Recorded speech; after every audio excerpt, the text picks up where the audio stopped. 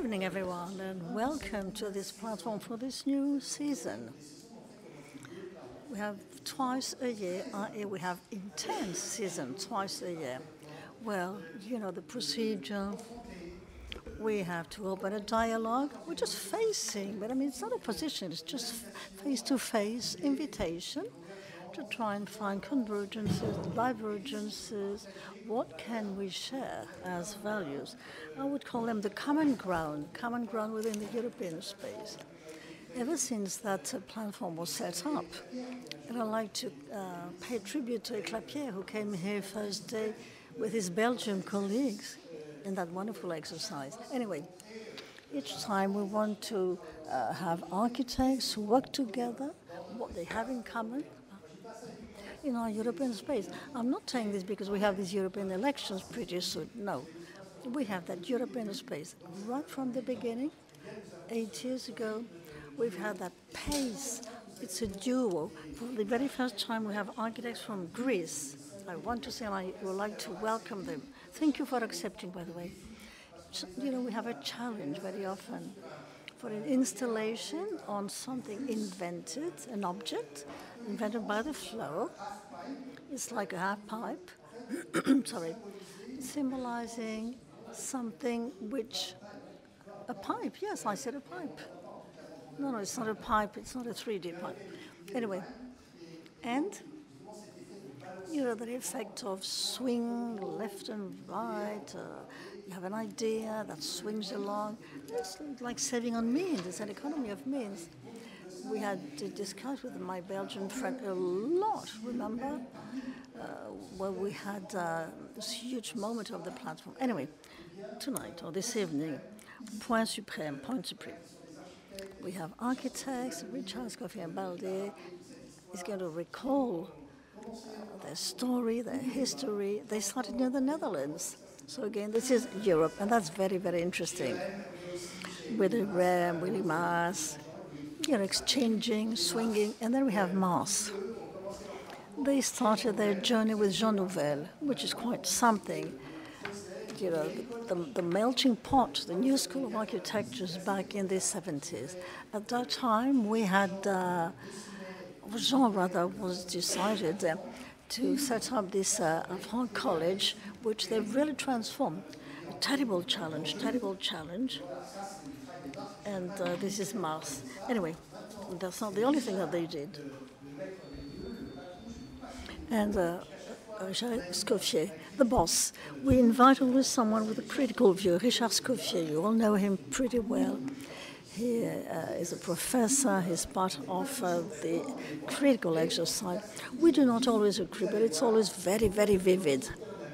So he's going to go towards meta-modernity. Could you tell us? Can you explain, Richard? With a mic. Yes, with a mic.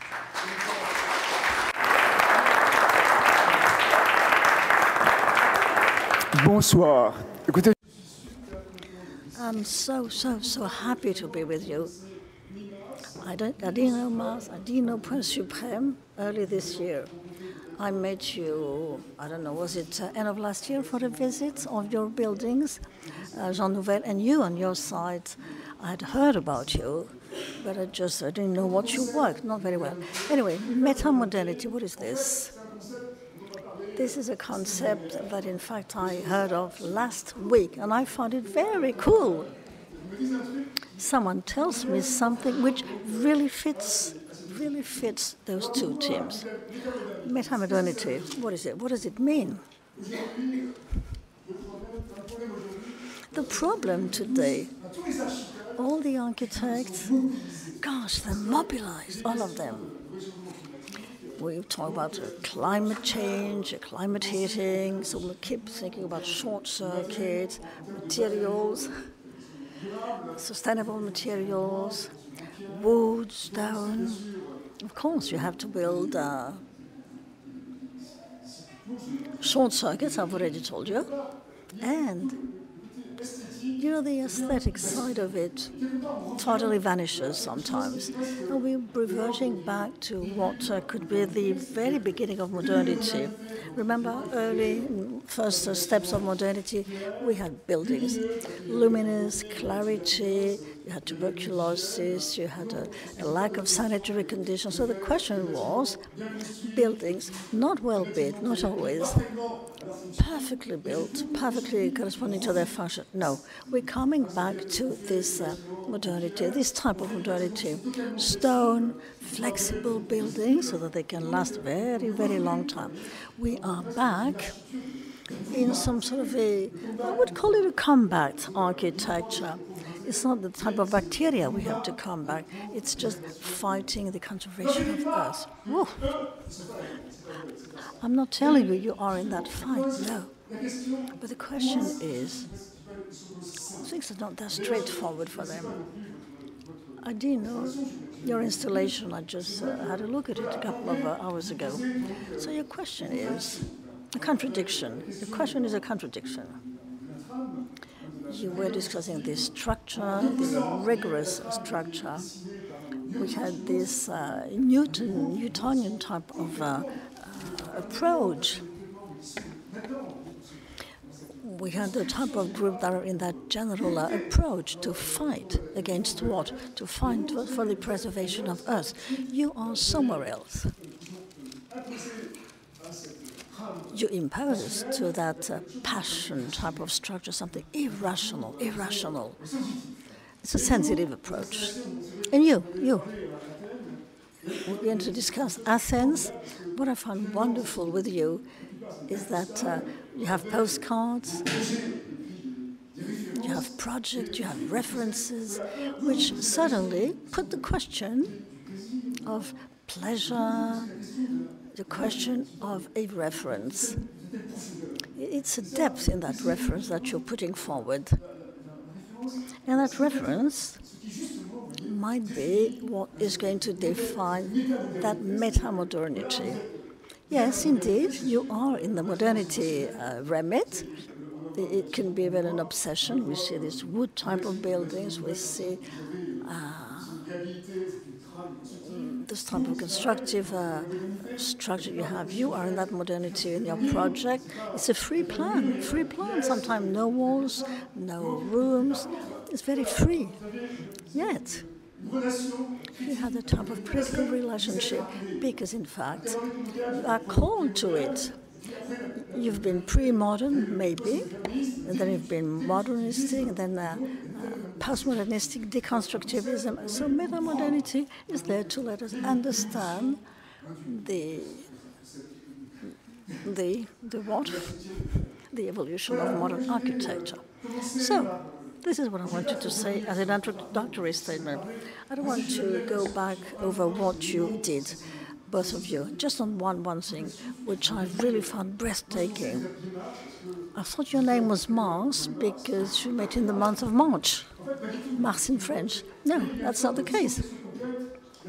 There's a total dissociation in the name of Mars. It's easy, short, Mars. The period of March, and it's not a Martian type of architecture. No. Is it a planet? Is it a cerebral planet? Is it the god of war? Mars. Why Mars? It has a lot of meaning. And you on your side, it's mad. Breton. When you talk surrealism, Breton, point suprême, that's mad. Poor Breton.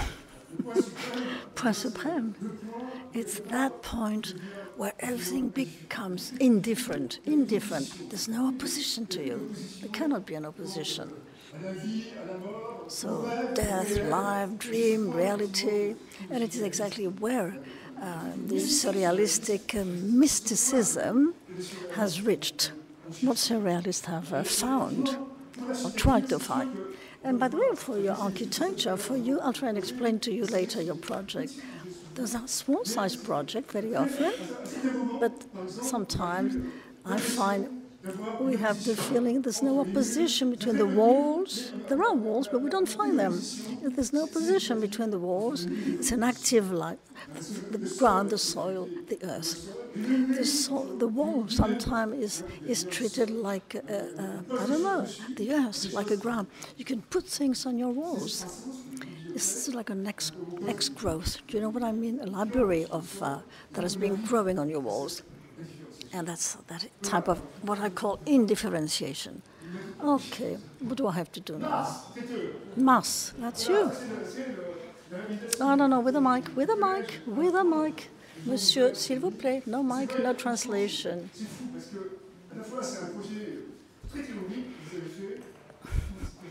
Could he take his mic? We don't hear him otherwise. Votre micro, sinon on ne vous entend pas.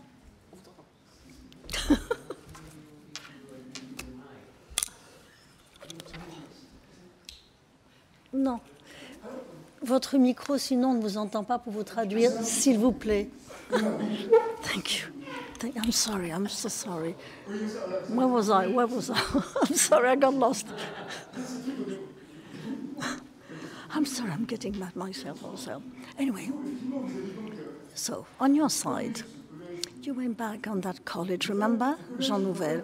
It's a college of the 80s in Antony. That's when I graduated, the 80s, so I remember. And no one could understand what he was doing there, Jean Nouvel. Look at this project. It is in fact announcing metamodernity. It's a modern project, concrete. It's like not a pyramid, but a flat pyramid. And in fact, it is like a tyranny. And the god of modernism that Jean Nouvel had dared integrating flows, like tyranny. And you have the basis, the fundamentals, okay? It's a rational type of building. And then you're adding up a lot of things because this rational building is not something that is enough, not enough. You must take a step backwards, ironically, a step backward. And this is exactly what he did, perfectly. And you, after all, you're a genius because you really understood from what he did what you were going to do. I don't want to go back over what you've done. You worked a lot with Jean Nouvel. You really went deep into his head before you really went out of his head, totally. You really understood what he meant. Okay, this is the project as we have it. Concrete, the glazing, the glass, thermal insulation. And now, this is your project. Look, this is it. You really naked with the building. What is useless, you removed. You kept the structure. Then you isolated the structure and replaced it by some glazing. Now,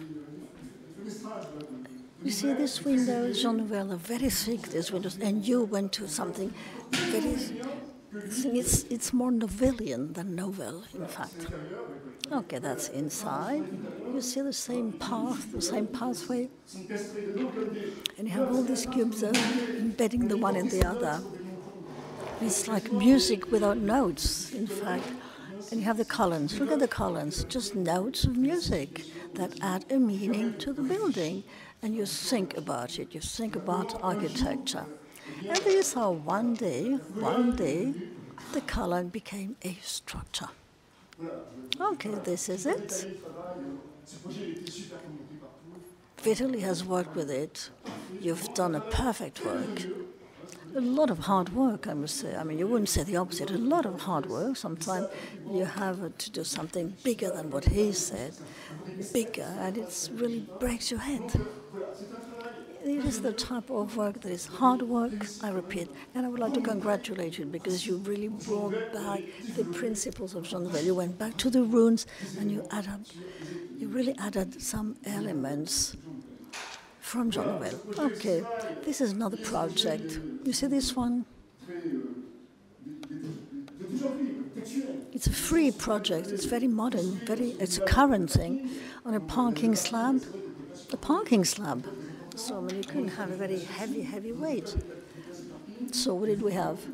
You decided to build something or a solution, which was a wood prefabricated element. So you just put lightly the building, strengthening the slab just below where it was the parking. It's a wonderful solution. It's something that you had to imagine. Sometimes we try to find a solution. This one fits perfectly well the parking. But, what happens inside? Look, that's the garden, as I saw it when I went there. A Japanese type of garden, you see? It's a wood house. And in that wood house, it's like some houses you have in Basel.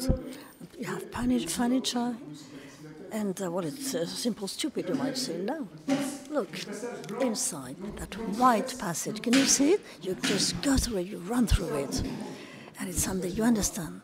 You understand that the building is, in fact, 1,000 times better than Herzog and Renard, in fact, because they have nothing but a park. That's what they have done. Okay, and then Point Suprême, you. What shall I say? It's your house. Something, it took 10 years almost to build, 10 years. You see, I really see myself, so many things in that picture. I see passions, I see cross-sections. I'd like to explain to you, but it's so complex that you have to go and visit. And I hope you can go and invite everybody here. All of them, yes? Can we? All of us? Just once? One day. But invite the artist-copy reader.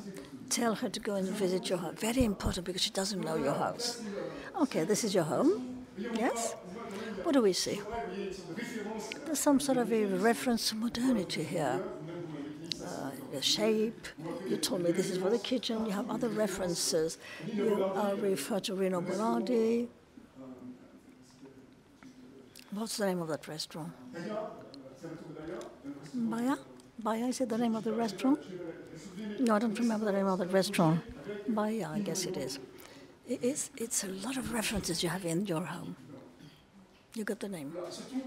And then, look, when you build something, you really free the space. It's total freedom in the space. Walls outside, one element, one column is holding the whole building.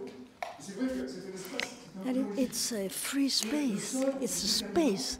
And the ground, the flooring is determined. Why is it? Because that flooring determines microspaces. The kitchen, the living room, this room to live. And it all starts from the flooring, from the ground. Each one is a territory in which you can live. Look at this one. You start, in fact, from, you see that building looks modern, and you see that portafeu, you see that cantilever portafeu also, yes. And you have a small windows like in the Cyclade Islands. You have the haunting also, the grid also, because in Greece that orange grid to open. Very often in Greece, I was told that as soon as you have someone in, you have seeing you dancing, you have to open it. That's a huge space inside, vertical patio, the Greek house, traditionally, that huge space, totally saturated. What is it? You have plants, you have statues on the walls. It's like Johnson's workshop. Do you know the architect from the UK 19th century? The one who, in fact, built the Bank of England premises. And his, in fact, building was saturated. It's a free plan, very, very modern, yet with that type of original saturation. This is it. Look, again, the flooring, you see the plants growing from the soil. And what else? What do we have? The walls. Look at the walls. They're pushing. In fact, on the walls you have books growing out of the walls. I told you the plants grow out of the soil and the books, indifferentiated, they grow out of the walls. There's no differentiation between the walls, the soil, outside, inside, except there's a window. This is your bedroom. And the bedroom is what? On the patio. Onto the patio, as it was a space outside. Then that's another reference. School of Dance, Madeleine Lysentrop. Another project that we have, a small size project. It has been made on the roof of a building. I can see the owner there. And that's a project that was built on the roof of a building. There was just a concrete floor.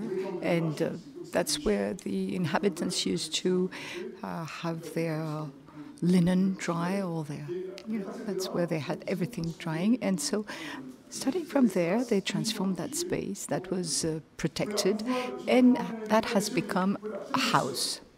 So this is the floor. Everything starts from the floor. And you see, the floor, this principle of the floor does not correspond to the external envelope of the building. You can see the purple place with the table. It's not inside, whereas the floor is absolutely autonomous from the volume. And then you see this floor determines the spaces. You have the entrance in the upper part of the image. Then you have the kitchen, and so the floor determines the spaces, and then that makes them sensitive thanks to furniture, thanks to sliding doors also. So this is a free layout, an open plan layout, and at the same time, this free layout is completely saturated just like in the Bruegel's, Peter Bruegel's paintings. There are many, many things. And we are in a space which is full, absolutely full. And that reminds us of back in the 60s. I'm thinking of Arman. You know the artist Arman, the French from the Nice school, who had filled the gallery with objects. This is not reality. This is the representation. This is a collage. You can see the collage at the beginning with papers, with things, with images. And then at the end, it's another collage, because there are multiple material on the floor, and it's true that makes the real quality. At the same time, you draw, and then after, you go and see your providers. You look at the little tiles. Nobody wants these little tassels, you know. Nobody is interested in that. It's out of fashion. And then you see the color, and then you see the material, which is going to be opposed to the cork wall, which is behind the bed. So you think of things. It's sort of a tension of this collage that you have. So this is the image. Nothing has changed. This is the representation, and that's the final image, with the terrace and the pergola and the typical classical shafts, you know, the columns that you have here. You've added them, but that's a notion of the Schinkel back in the 19th century. In the Potsdam park, he had made pergolas like that, gazebos, you know. So there are many things like that. This relationship between Greece and Germany that appear here in this project. In the 19th century, the king was German, and then there were projects from Van Clenze, that's the one that defined the city of Athens, and Schinkel had made a project of a royal palace on the Acropolis. So there we come. There we go. I hope I was not too long. And then now it's time for questions.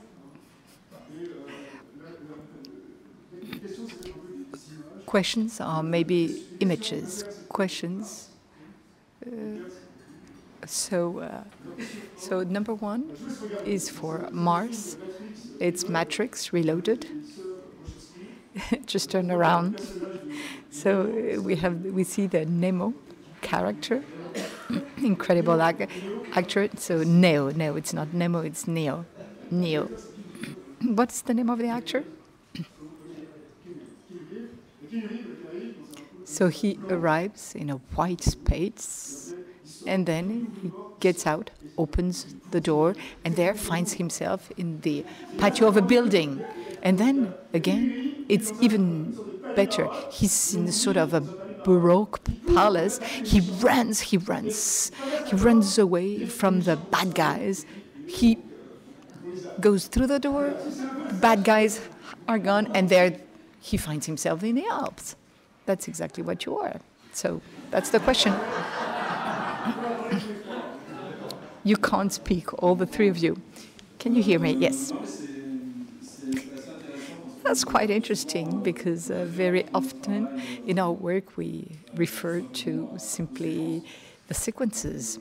So movies, motion pictures is part of our universe, our culture, and we always thought and considered that architecture was constituted with a series of sequences, moments, and these are things that we've read also through different books where it was explained, the Tanizaki with all this depth of the architectonic sort of way, how little, you cannot go one way and then return. It's not going to be the same experience.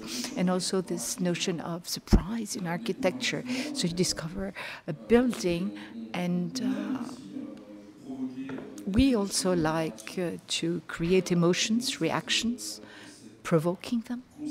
And this sort of conceptualization of a sort of a itinerary, something that that's part of our reflection in our projects. But I was thinking of the project you have in the wooden house.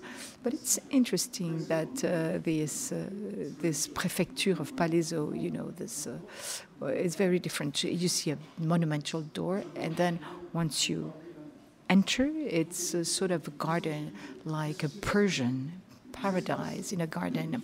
So you create with very different spaces because this famous promenade, the architectural promenade that they talk about at the universities. We go through spaces to spaces, but every time they are so different. They don't look alike.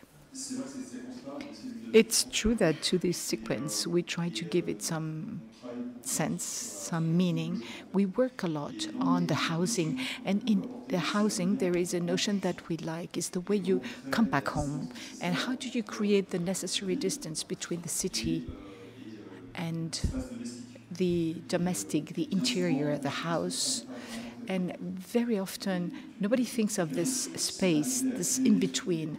And the question of creation is be able to create spaces with a different ambiance that create a sort of a difference between the city and getting to your house. This notion of coming home is very different. And then after, we have a rule at the agency at 12 o'clock, at noon when we have lunch. We never talk about architecture, and usually we talk a lot about motion pictures, about cinema, about movies. So we love this reference to movies. Maybe we were, trained with this. We come from a very special generation, and we like this pop culture, the way, the camera, look at the images, this play on sequences that probably had an influence on the way we design. And after you talked about accident, in the way we design spaces, there is a Chris Marker quote that we like that says, happening are intuitions that you should not take for coincidence, sort of casualties. It's not serendipity, we sort of take advantage of accidents, surprises, to create something which is new. It's going to be the engine, the essence of creativity to be able to design things. In the text that you wrote to introduce this debate, you talked about, I got lost here. There was this, you define this, the point supreme approach compared to the critical paranoia that Dali develops. We have inhabited it by images, and we decide the way we interpret them. So it's just like in a movie sequence. We enrich, we have images all the time, and the personality comes from the way we can interpret these images that nourish us. And with this, I think that's where we have a sort of a confluence with a point supreme. I don't know what to say, really. You know, they like Matrix. I don't. I don't. But doesn't matter. But anyhow, you know, this question of sequences, of ambience, that change, it's extremely important in all of our work, because that makes its richness, that gives really these different ambiences that are changing, that lead to something else, to surprises, and to an architecture which, when we talk about Saint-Mandé, the wooden house, that's a small project, but people are very happy living there because it's a very special place where they inhabit, with two different atmospheres in a very small place. That's what it's interesting. It's how to find in the different sequences, in this change of atmosphere, of ambiance, to find this depth in which you can live. And it was not very easy to create that because it's a very small place, and the depth comes from this experience, and from that experience we created. Well, thank you very much. So I just wanted to add something, which is a sort of a brief about this approach. Somebody always told us that there is nothing more boring than architecture that you can, you know, understand at the first gaze. You look at it and suddenly you understand everything. And that's what we develop in our projects, you know, just wondering about the depth, about the richness of an architecture that you can discover, that you cannot just understand at first. I think we'll come back to this after all. And we'll come back to what you said, this relationship with this critical paranoia in your work. And in my text, I talked about point supreme, about a syndrome that we talked, you know, in psychoanalysis. It's a Diogenes syndrome.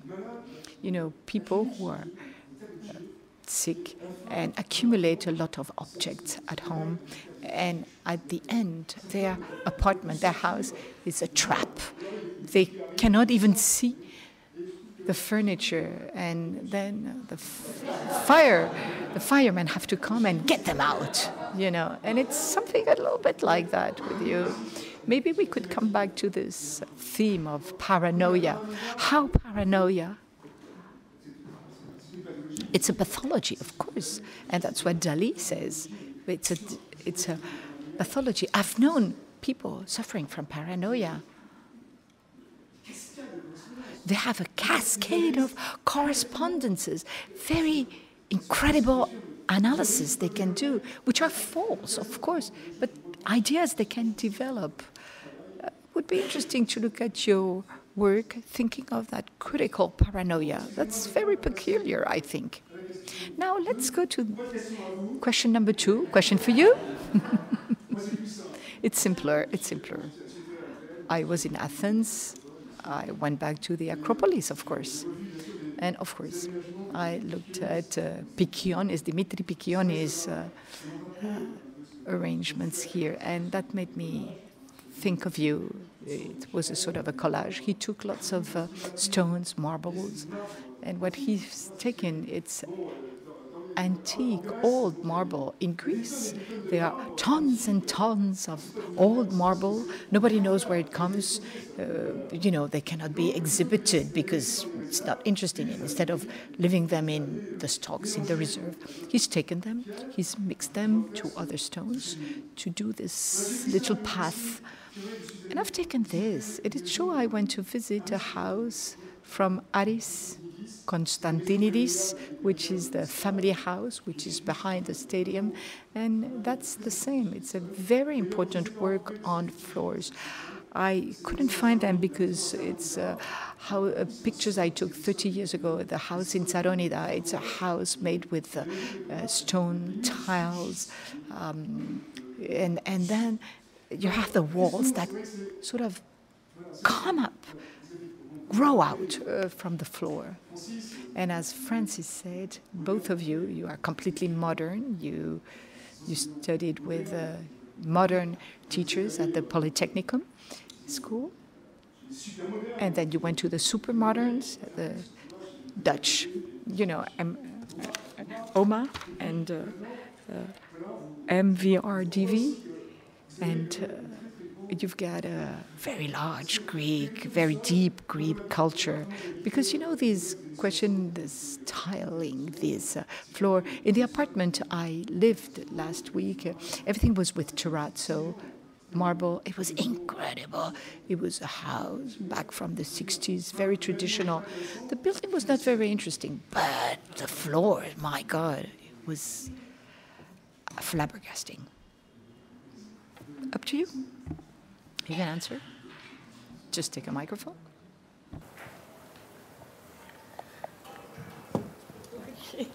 Yes? Can you hear me? Is this good? Thank you very much for the question, Richard. I think you have made a lot of very interesting points that really go inside our own thinking also. First of all, the floor is not something that as an office we consciously once decided to work with as a tool specifically. I think it's something that that happened on its own, and I have been trying to think all this time you're talking to realize what happened, what the process was, what the story was. And I have a few conclusions. One is what you showed with Pikionis. Pikionis, in a way, merged architecture with landscape. So he made a landscape, but as a piece of architecture, but it's two-dimensional. And in a way, I think what happened to us is that when we started our office during the financial crisis, by the way, our role as architects was very questionable. We didn't know what to do. There was we were not asked to do architecture. So our commissions, our work was very strange, was mostly to work inside uninteresting buildings like the one you mentioned that you lived in last week. So uninteresting architecture where we had to invent and to create environments, something more interesting, something more emotional. And going back to Greece, one of our first reactions to the city of Athens, which we love and we are obsessed with, was the lack of nature and the lack of care, the lack of imagination. So I think maybe the floor was one of the few things that we could work with. And trying to bring the exterior inside started to happen through the floor. In fact, I was also thinking our first ever project realized was a flower shop, just a flower shop, sorry, which is a room similar to the apartment you showed. And there we didn't know what to do, so actually we treated the project, which was an interior, as a city. So we built up a city inside the shop. So we always had the merging of scales happening in our work, perhaps because our work was too small and we were trained to do bigger things, urbanism also. So the floor was also a way to merge the different scales. And of course the floor expanded into the space like you mentioned.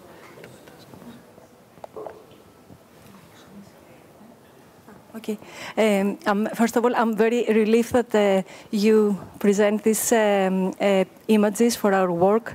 I was very curious. I thought that you would present pictures that are full of objects and a lot of colors, because I think that what you show, for us, I think it's the essence of the architecture that we are doing. And then, of course, this syndrome is coming and we fill it up with a lot of things. because this image is amazing that you are showing, because it's the relationship of the plan and the landscape. There is a rhythm, and both of these architects, they have specific rules, but then there is the craftsmanship and the assemblage that they are doing. And for us, this is what we are trying to do, to have connection with nature, but also a rhythm, and then break the rhythm, and then bringing, in this image there is the rule, and then there is the stone that breaks the rules, and this is what we are trying to do in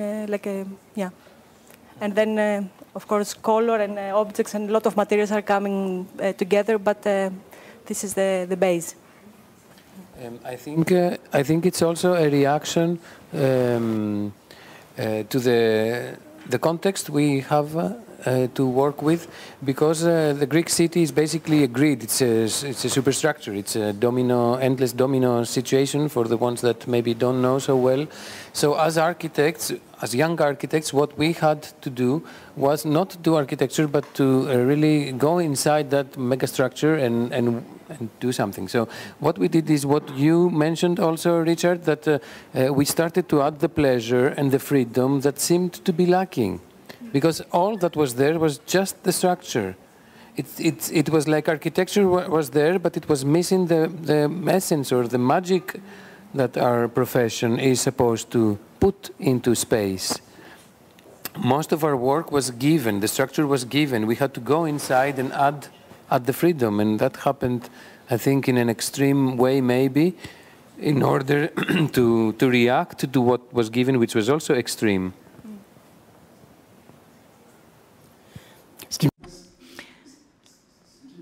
What fascinates me also with you is the way that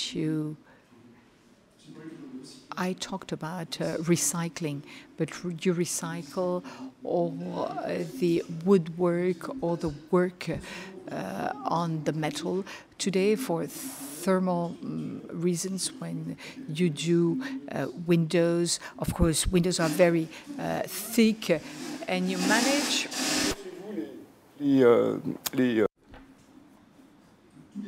You manage to have all the, the glass, everything is very thin, all this, the glazing, everything is very thin, all the structure is very thin. Could you just say a word about that before we get to the other question, please? Mm-hmm. I think in our projects there's different areas, and some areas are super, let's say, pragmatic, and then sometimes we have exceptions of more freedom. So sometimes there's an opening, like the island opening that you mentioned is completely traditional, so it's not sealed. But these are more exceptions, I think. Most of the times it's very, it follows the rules.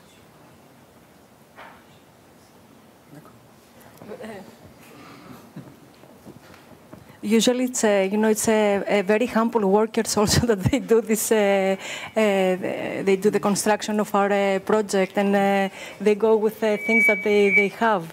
Thinking of all the steel, I think that you are referring to the steel work that we are doing. That is very thin and very not thermo. Am I right? I don't know. Yes. That's exactly it. Yes. Yes. So, especially in our house, we work with this very thick and thin material because it was the cheapest, the most affordable, and someone that didn't know much. That was the beginning, let's say, how we started using these materials, these uninsulated, let's say, frames. Très bien. Question. Very well. Question number 3 now. To our Martian friends. This is La Préfecture in Palaiseau, which is in the outskirts of Paris. I was very surprised because, on the one hand, there was a very neoclassical aspect. It reminded me of the buildings of Boulay. I couldn't find the doors of Boulay. I was running, and that made me think of the entrance of the library, the Boulet, the Royal Library. There also you have writing on the walls. And for you, you have a monumental door, and then you have a wall which is covered with writings on concrete. And of course here it's different, just like before with Matrix and in the project in Massy Palaiso. On the other side of the door, there's a garden. Could you comment a little bit? Could you say something? Does this architecture, the Boulet architecture, but especially from Boulet, does it touch you or not? Not at all.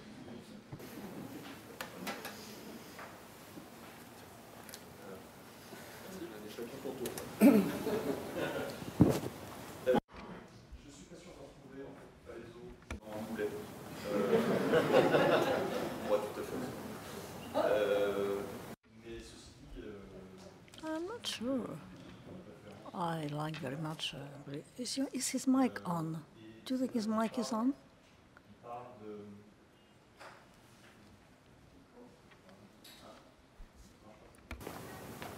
Thank you, because you can hear it from the loudspeaker, but not from the mic.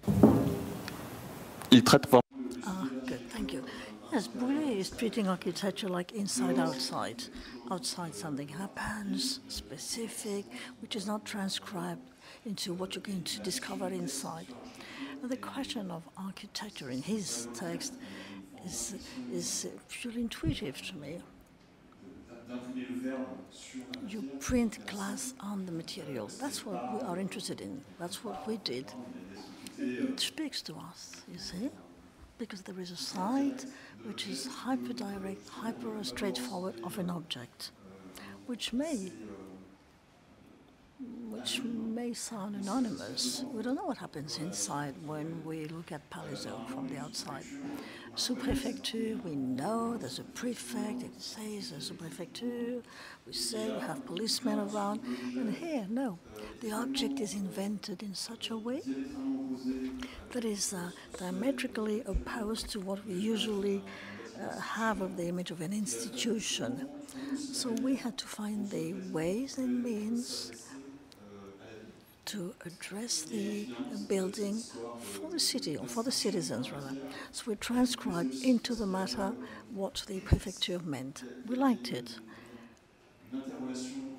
because of that interrelation between what is thought and the texture, the glass and the texture. We like opposing these type of things. When the glass becomes a texture and the texture becomes the matter or the material, something is played in architecture, something rather new. It's a novelty almost. This was the idea, to give a new face to a novel architecture, to present an institution. And then, against Boulet, the question of limitation is very important. Limitations, because in Palaiso, you had the extrusion of a limitation before it becomes a building. How can you invent a universe which is there to welcome people, to host people? Because that's the paradoxical thing of this city, Palaiso, south of Paris. It's a sous-prefecture which protects and welcomes. And when you know the standards on protection, it is like a prison, the type of protection required from a public institution. Yet you have to open up your arms to welcome people who come and, just ask for documents. It's a double work between an institutional vision, as you saw from the first image, remember, of the facade, which is like a specific, strong object, and on the other side, blurring away the walls so that you can cross the landscape going inside. You discover it inside, and progressively it becomes a building. Very good. You? Indeed. Raphaël said it properly. The question in that project was not the dichotomy between one universe and another type of universe. No, it was a specific situation, in a specific landscape, in a specific territory, composed of we have business schools, you have a new city with students. And our situation was very specific also because we were just at the very beginning of this Saclay region where you have all the business schools. At the very, very beginning, and that defined our project. And right behind, we had fields, agricultural fields, which we had to protect in that urban environment. So we found it very important to delineate that limitation as a gate, like a gate, opening up on that new territory. But not only a limitation, something obstructing or closing, no, a limitation going towards some depth. Above and beyond that dimension, the facade is monumental, yet you see a game of depth, a patio, the idea of developing around the limitation, a protection, and pleasant spaces. Now, at contrario, we used the slope of the land to incorporate part of our program, which was absurd for us. A parking space for cars instead of a garden. And that slope, which is specific to the specific region, to the topography, had given us the possibility to incorporate the parking space in under part of the slope.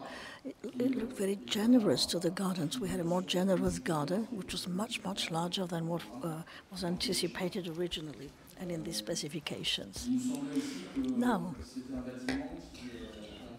this was a building which, above and beyond what was asked from us, i.e. producing a technical type of architecture, the high-tech metal type of architecture, we said, no, we want to go to the telluric, we want to go to the earth, something which generates an ambiguity.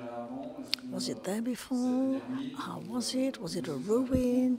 Was it a building naturally emerging from the soil? And that notion of ambiguity in our architecture was very important in a region where we try to dictate, I would say, in a general master plan, a family of architectural structures. We wanted of that tiny element, just driving into the city, we wanted to have a project which would offer a benefit in the way it was deployed, organized, with that huge garden for the public, for the citizens. When you come from the new railway station, as you walk out of the metro station, you can walk directly to the prefecture through the garden. And it was also a notion of something primordial, original. We have a building which is very mineral. In other terms, we find it important to rebalance the vegetal, the plants, and the mineral. These terms. Very naively, when we drew the first project, we took it all along, a long project, then we plotted a diagonal to provide the right balance between the building, mineral, and the garden, the vegetal, the plant aspect. And then we worked on the space that was dilated. The space looks larger than it is. And we worked on the curves, we worked on the curves themselves, which are never identical on both sides, so that we have that feeling of space, of magnitude. And that's a contradiction to the very formal part of the space. Now, if I get you right, that question of reference, the building is a description, okay? But that building could have been, I don't know, a library like Saint-Geneviève with all the name of the scientists that were known in the 19th century. Do you imagine that with you?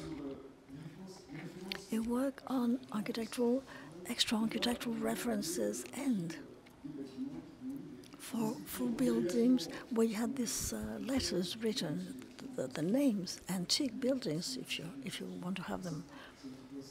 That's what I'm referring to. Did you raise the question? Do you have that in mind in your project? Did you do it? But these inscriptions, you mean the name written? That's the ambiguity we tried to identify. I mean, the way we worked. It says République Française, French Republic, French Republic, French Republic, 100 meters long, French Republic. So as you get nearer, you read République Française, French Republic. So you know, it's a building, you know what it is. But it becomes a texture. And as soon as you get away from the building, you no longer see République Française. You see something radiant, but you don't know what it is. It becomes a vibration, which is what we find interesting. At a given time, the meaning of the word is there, but at a given distance. Then as you walk backwards, it's just a texture on the wall, you see? Which is interesting. Another reference. What I found specific in that project was this scale, the magnitude. It's a very tiny building, 1,500 square meters, but 100 meters long. Someone is putting a question. Do you have a picture?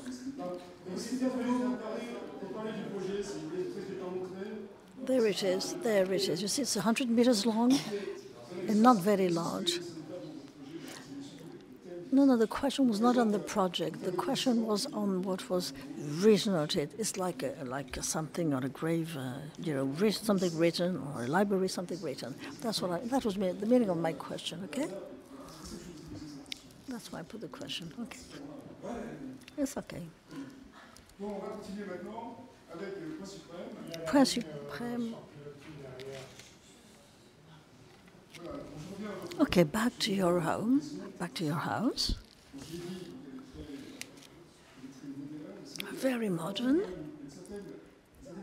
I find it belongs to that type of modernity, which is also very playful.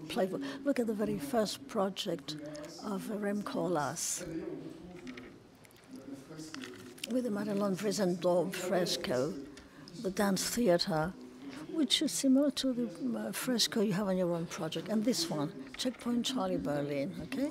OMA, again, Remcolas, and Ellis and Gellis.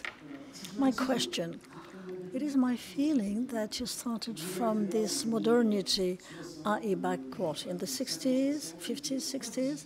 And you revisited, the way Collas revisited it, sorry. But it was a playful type of modernity, not the type of militant, military type of modernity. Like the Le Corbusier prison framework. No, not at all. From the City Radius. What's your opinion?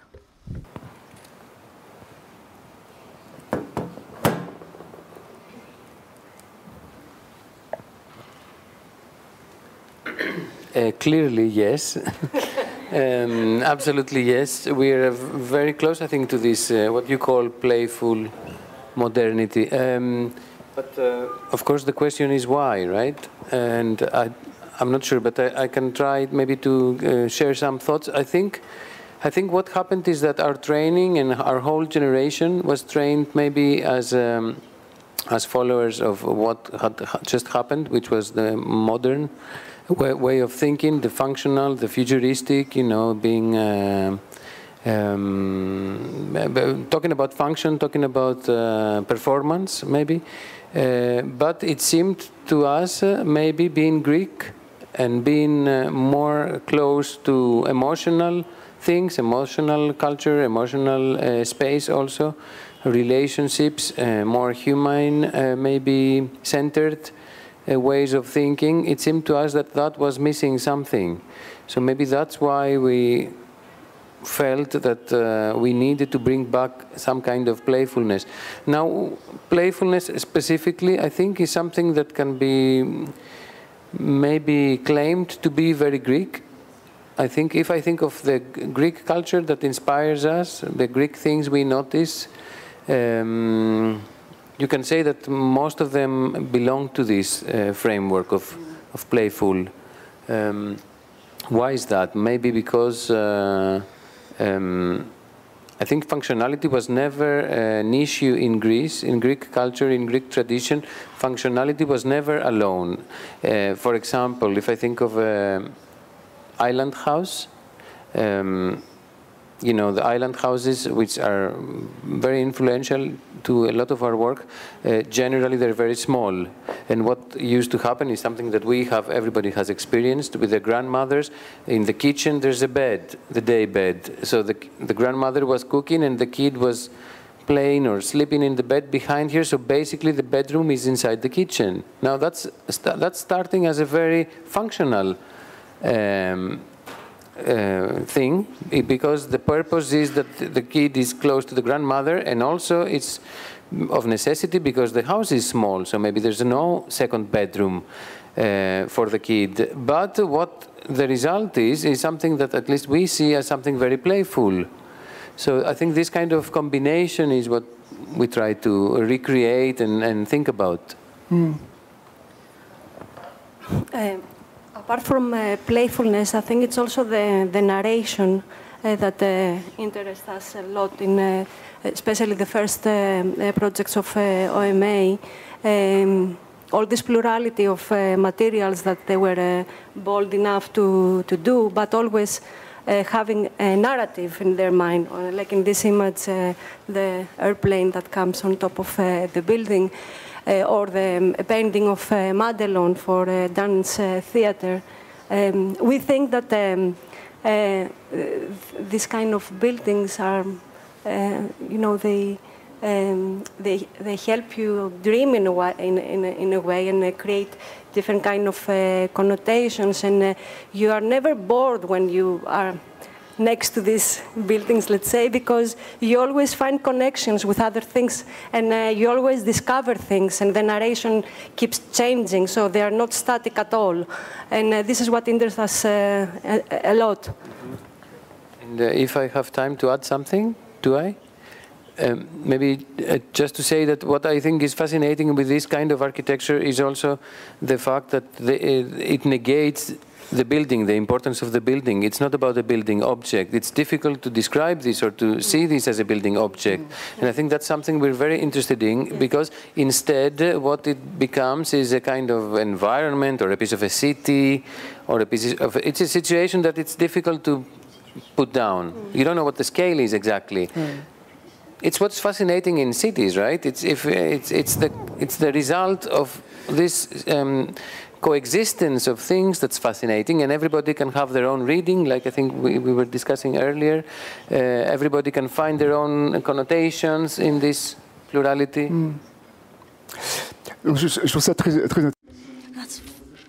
It's very, very interesting in your work, that mixture that you have of activities. It's not it's not a work, it's not activity in your apartments, in your buildings, in the landscape where we live. There are a lot of objects in your country, but you sit in the collage, you have a lot of ritual, because people put things because they have a meaning, and as you very rightly say, but you also said it, the bed by the kitchen, yes. Remember in the apartment we visited together? Kitchen was at the very center, and you had that hood, spiring hood, and then you have some sort of a sofa.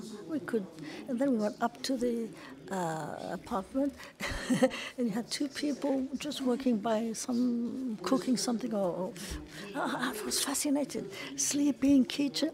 Imagine someone is French fries, and the other one is sleeping, and the third one is working on his computer.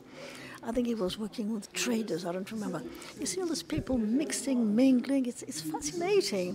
Objects that are very different in the apartments and very close. You have micro spaces, plus different type of activities, different businesses, and they sort of not fight, but they go together well, together. I saw that everywhere in the apartments in Greece.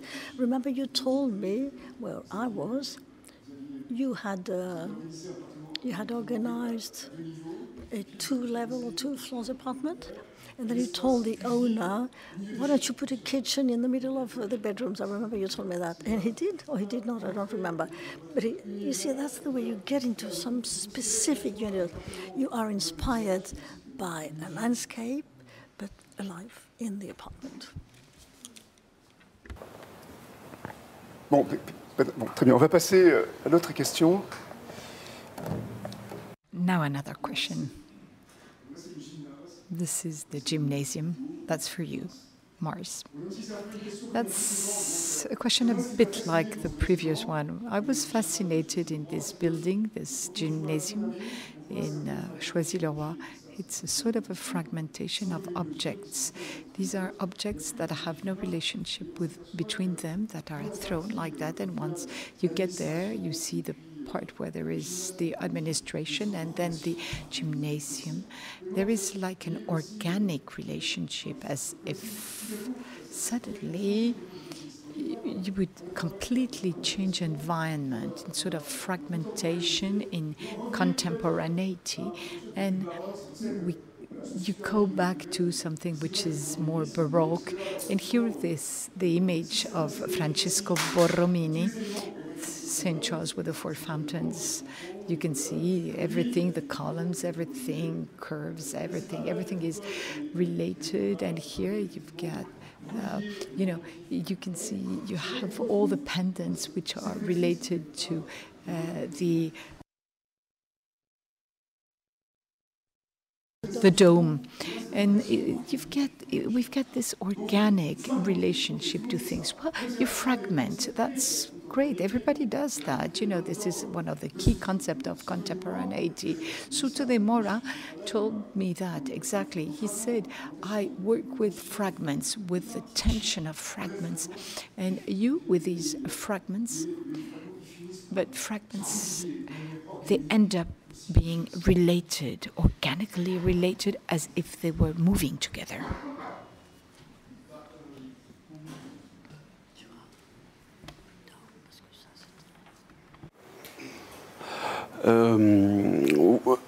C'était les.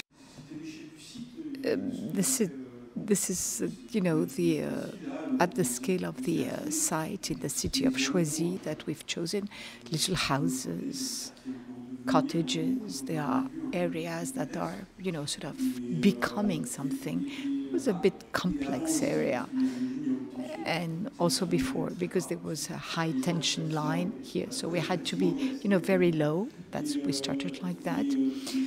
The building was designed like that, and the way of us to sort of respect the scale of the area was to fragment it, but also fragment the uses of it, and sort of get out that big box. Gymnasium very often is a big box. And that was a question of subtleness, how we could get out of it, how we could integrate the city, how sport could get for people, sort of bringing them inside with a track and field area, but inside there is a work so that this experience could be very fluid in a very organic way, as you said. And the work we try to do with this project. Once again, you have to understand more precisely the situation. We are in an urban context, which is very peculiar. There are many little houses which are surrounding the place in the northern part, small houses.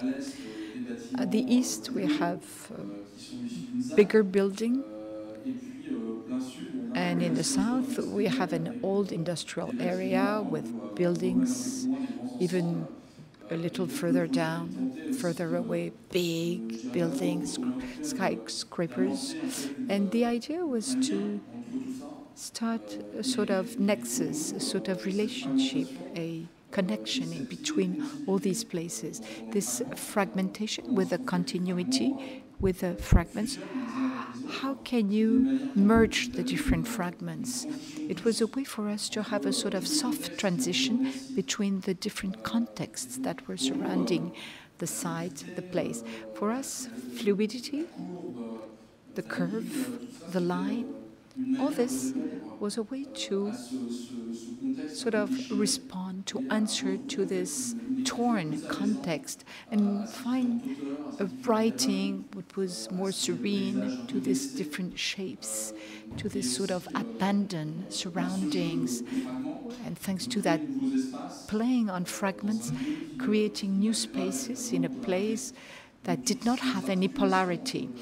All these sort of connections, joining these places, create different spaces at different scales in order to welcome people who practice sports and at the same time relate places to each other.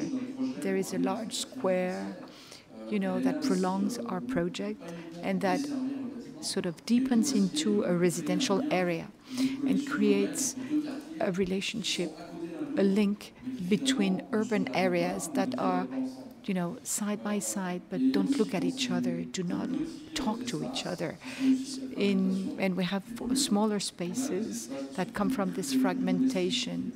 We have more domestic spaces, more private spaces that sort of create a more intimate relationship with the buildings that surround them and that neighbor them. So maybe we had this willingness of establish soft links between typologies, between architectures that had nothing in common.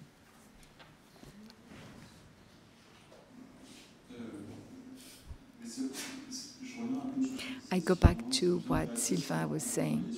We were interested in working on the archetype of this sports place. It looked like a shoebox. Usually it looks like a shoebox, sort of something that has no soul, very technical. Could be even, sort of a commercial area, places that we see everywhere and that have no soul.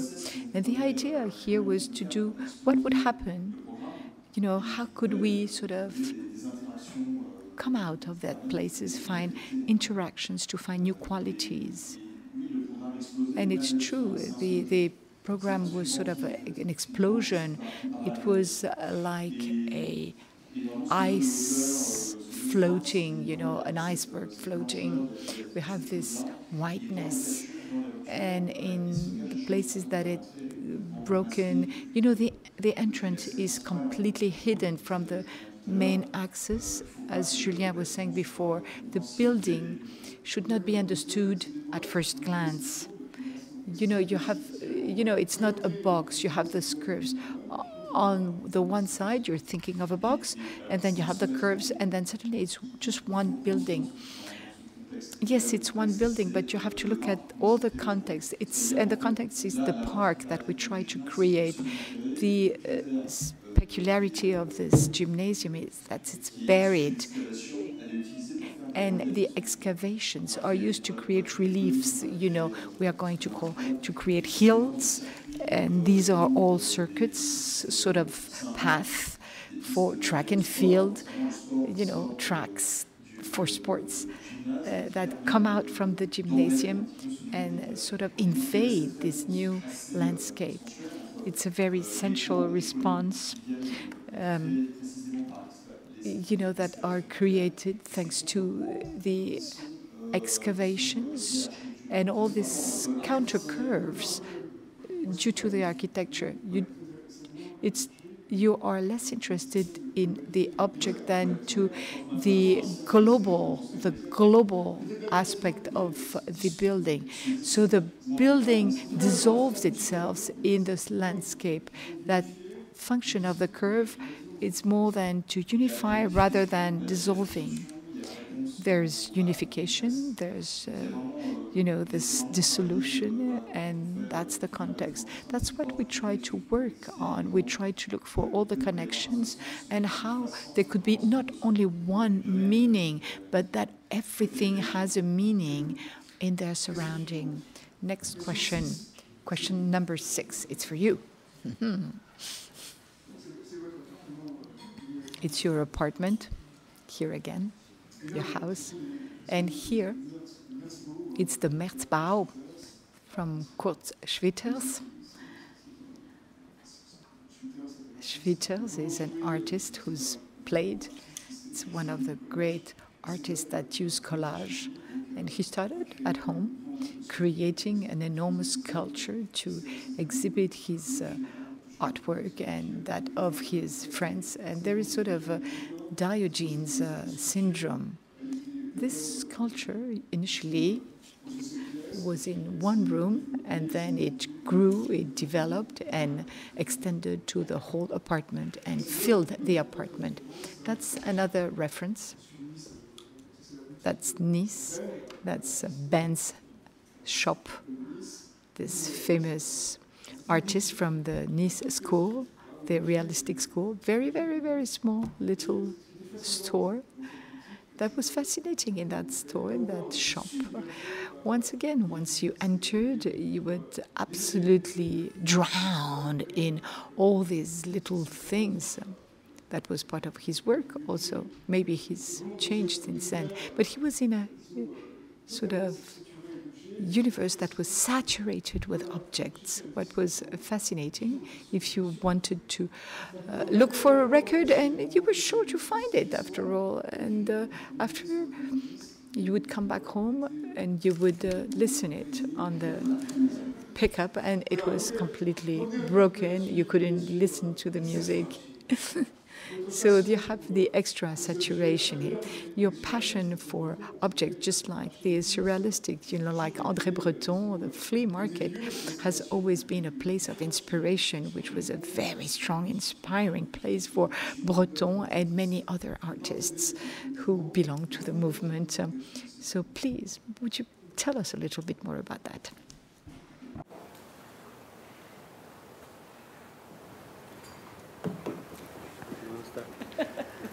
Yeah, well, I think, first of all, we love these kind of places, and we love the flea markets, and there's a few reasons for that. I think the most important reason is the element of surprise, which links to playfulness, and also to pleasure, the pleasure of discovering, right? It's a game we adults, we're not children anymore, of course, but it's one of the, well, it's what the surrealists were talking about, and the situation is the pleasure of being in the city and getting lost or discovering things that you don't expect. So these kind of places, I think, are intense concentrations of cityness, of urbanness. They condense all this, the juice, all this magic that cities have. Now, in our work, I think it's not that. I was a bit surprised when you introduced this oversaturation term about our work. Of course, then I see it. Of course, they're saturated, but it's not about quantity. I think it's not about amounts of things. It's more about creating the circumstances for surprises to happen, oppositions. Tout à fait, mais oui.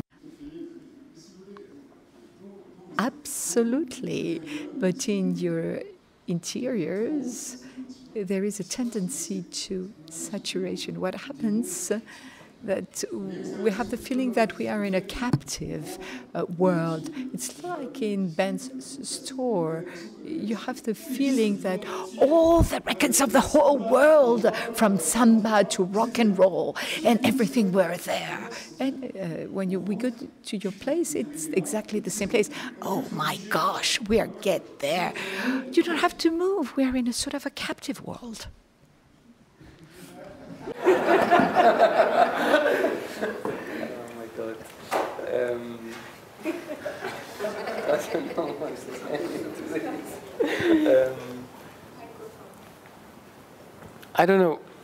I don't know what to say to this.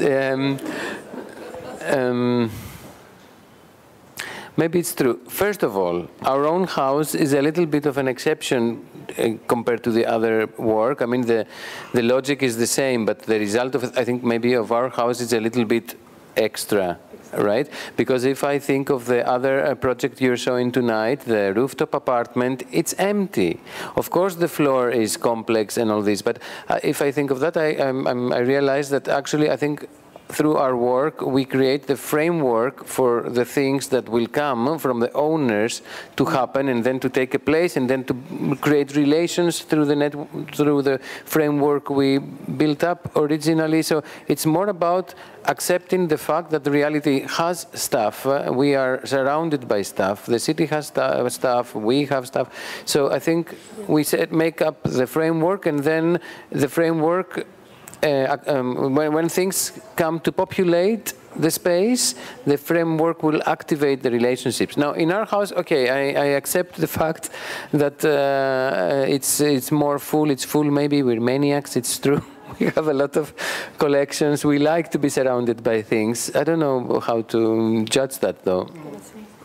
I think it's very important what Konstantinos said before, that we are very interested in creating environments. And I keep thinking that it's important for us, our spaces, not to be described with the, let's say, traditional architectural terms. I think we try to break this. To be able not to describe a project of ours, but to be able to describe how you felt in a project is more important to us. So in a way, to have, let's say, an object, it can be a traditional dish, can be I don't know what, and while you are ready to describe the space, you say, and you know, there was this plate there from this island, and the other thing, oh, I had to bend also under this Japanese curtain to blend all this kind of experience. For us is very important. And I think that's from where this obsession comes, to blend architecture with the city and the objects, and yeah, that's. Merci. Thank you. I had a question on Japan, but I think I will not be able to ask it. We are a bit late, but it's very interesting. I think that both teams have a relationship to Japan, to Japanese architecture. Question number 7. Question number 7, it's for you. That's what they like. So if you had to do this, what would you have done?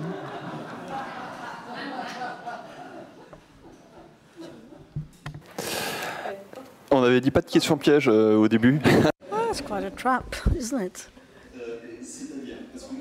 What do you mean? Because we always work from a given situation. So I imagine, I don't know what you both think about it. You had a living house over there before, and you built from that house, yes? You imagine a universe, yes? From a skeleton, I would call it, yes? Well, I'll have to ask my two colleagues. I don't know, I can't answer. No, that's a trick. They're trapping me. We would have done things differently, but the three of us together. A house, a home, that's your question. It's your life. No, we didn't look at this topic, a home, and we avoid doing it because it's a very complex topic. Congratulations, because in a pair of architects, you partners together, living together, working the two of you on one project, too many questions. No, I don't know how you... Did you litigate? No, too many questions. Well, if we had to design a house, we would have to live, the three of us together. Impossible. No, that's not it. So 3 different floors, 3 different levels. Okay. No, seriously, what would we do? Building a home is building a site. The buildings we showed you, gymnasium, prefecture, we also have to react from the region, from the site, from the situation. Even in Antony, that's our approach. So reacting out of a suddenly on such an immense topic, no, it's not part of our remit. And could I come back on the question with Boulay? I believe that with Boulay, that was a way to get out of his environment, out of his context, which goes just the opposite of what we try to build. We always try to find a momentum in something we see we have to change, whether it's the history of that site or the geography, the topography, I don't know, there's something which enables us to go forward, a momentum. A number of images that allow us to work on a new creation. This is start up something so that we can really go forward. I'm sorry, it's not a trap. I just put the question because what you had defined yourself originally, the question of emotion. Remember what you said? A library, you walk into the library and gosh, we see images, pictures of the images. And then when you walk into that library, it's breathtaking. No, gosh. And then all the libraries that were built later with Alto, with Labrousse, followed your concept. That's why I put a question. But you reacted very well to your question without answering. Very good, very good. Then you. Which question should I answer, Boulé or the house? The house, the house. No, not the house, please. Don't try and change topic. Okay. No, back on what is written on the glazing, on the inscription in the library. What I like working with the material was to try and use, or make the best out of it, and using the best characteristics of that material, and always try to be critical. That's our stance, it's our position. Using concrete, for us, obviously, we use the plasticity of concrete, we use its ability to be molded, to take shapes. So we said, listen, we're going to use a concrete which maybe will look like earth or terracotta or stone, something mineral, but let's use its characteristic. I mean, you just mold it, you can engrave it, you can also have a relief on it. Let's try and find what is meaningful in a program. So if the building is something we see from afar, we understand that as you walk forward, that there's an inscription on the skin of that building. It says République Française. No, on that home, on that house. We were discussing, the three of us, yes. Looking at the work of Point Suprême, which in fact fascinated us. During our installation, we had time to look at what they did, discover what they did, in and out. And yes, like Raphaël, it's an exercise which for us is over difficult. A project for yourself. Oh my God, a project for yourself. No. That's a project which at the end of the day is a projection of you. It's a projection which might include what is us. So I fully admire. I would not be able, I don't know, could I be able to do this myself? I personally find it a success, because from that project, the feeling is a context, a culture, a unique culture, and also the heritage you have from your I don't know, could it be from the Netherlands? Could it be from your country? Could it be an approach to modernistic life? This is your project. It's a summation of many projects. It tells a lot of your character, your personality, your pathway, your vision of architecture. And it is, I believe, an additional step in your own life. Because you've gone beyond the gigantic project like Colas or Bernevé, in that quest for topography, for a given soil emerging in a flat country. Look here. In that tiny scale, humble scale, you have a vast series of universes, you have a culture. If I had to do this, no, I guess I would have taken all my life, I don't know. Well, what I find interesting, and could have been the starting point, which is exactly what they did. It's a complexity of stuff assembled together. Gosh, it's not easy assembling so many things, so many elements of your life, and we see each step something happens up. All this, maybe that's what we would have done. What can we do, us, to materialize our usage, our ambience, and how, in a small space, which is very interesting, can we gather so many things? You create a whole universe which is constantly changing. It's an urban home, an urban house. So it's interesting to see. You have the meaning of the city.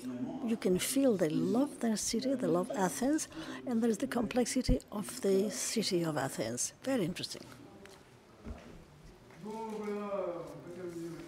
Well, let us conclude. And you, what would you have done? Or better? I'm asking you, look, if you had to do that project, what would you have done? How would you have done it? Tell me. That college by Jean Nouvel, would you have tried? Would you have had enough? Very difficult question. I don't know you don't know, you didn't know the brief to the house either. I don't know the brief to this commission either. But looking at the result, I think that, as you said, it's a perfect execution of the brief, most probably. If I see this building instinctively, I think what we would do first is look at around the building, look at the space on the ground floor in front of the building, and look at the roof. If I see this picture and what the potential there would be, I think this is more typical of how we start the project, is by looking at around the building, around the actual. Oui, c'est vrai. Excusez-moi, parce que j'aurais dû faire. I'm sorry. I should have shown you inside, because there's a lot of work on the flooring. You have markings on the flooring. I should have shown it, sorry, because we could have spent hours and hours on the project. You're right. You would have considered the outside, the environment. So start from the ground, exactly. The flooring, the ground, is not something you worked on, right? You took it as such? No? Did you change the flooring?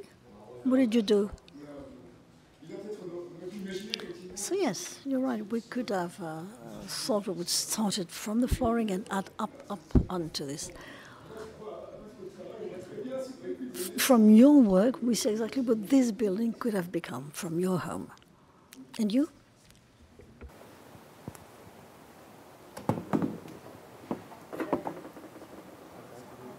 I think what is fascinating with this project is that you had to work with an existing project of a very important architect also, and it's fascinating that you can see the traces of the old building, but it's been transformed in something totally different.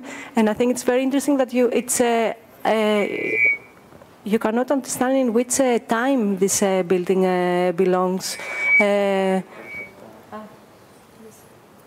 And this is something that relates to our work as well, to work with the existing, transform it in a humble way also, and then make it something today that you don't know if it could have happened, I don't know, back in the 60s, I don't know. And I think it's very fascinating. I don't know what we would do if we had this building, really, but I can feel the connections with this project, with Mars. Yes. Très bien, bah écoutez, on va... Well, thank you very much. Thank you very much. We're going to leave it at that. Let's call it a day. Any question? One question? Into a mic, into a mic.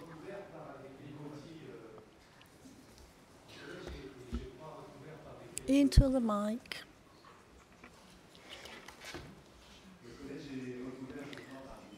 The college is covered with stainless steel slabs. How did you get that idea for insulation purposes? And what did Jean Nouvel say of your transformation. What did he say?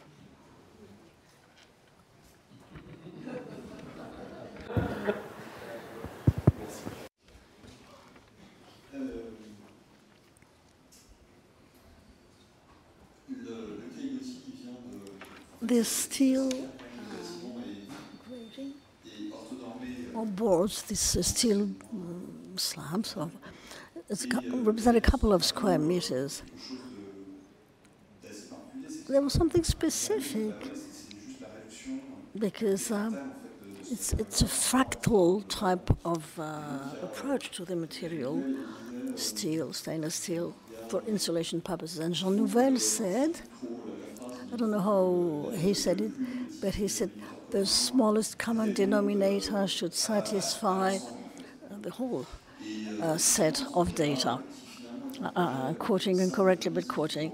So it's a project from his youth, but going back over a number of references that he will be using later. So that grating of that stainless steel slab on the roof for insulation purposes was exactly what he would have done. How did he react?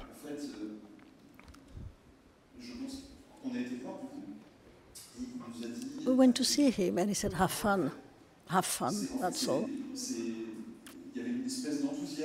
There was really some enthusiastic approach to the way we're going to use his object, which could become the support of a new message. Because at that time, remember, it was a critical manifesto of the way colleges had been built in the 70s. It was a critical manifesto.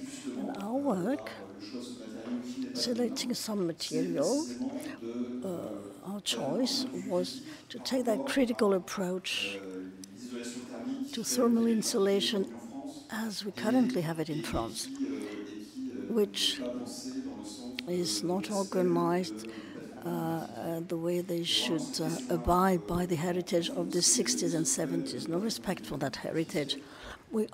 This was the end of the 20th century, but now we have new policies of energy saving. How do you conserve or protect an identity, as when in our project we have to sacrifice part of the project because of that energy transformation policy? Have fun. Have fun, he said. Have fun.